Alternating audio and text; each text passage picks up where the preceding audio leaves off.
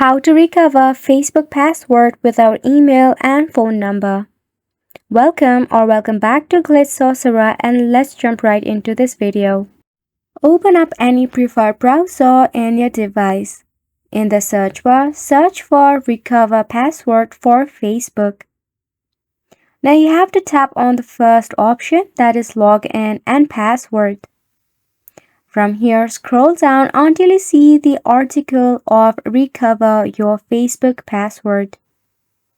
Tap on the link of facebook.com/login/identity.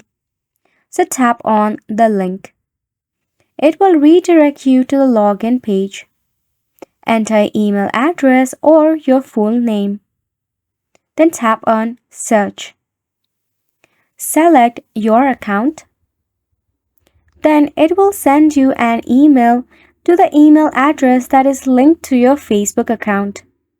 You have to enter the 6-digit code that Facebook sent you in your designated email address.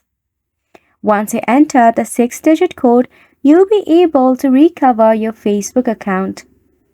However, if your email address is not working or the code is not received, you can check out further for Facebook help and support.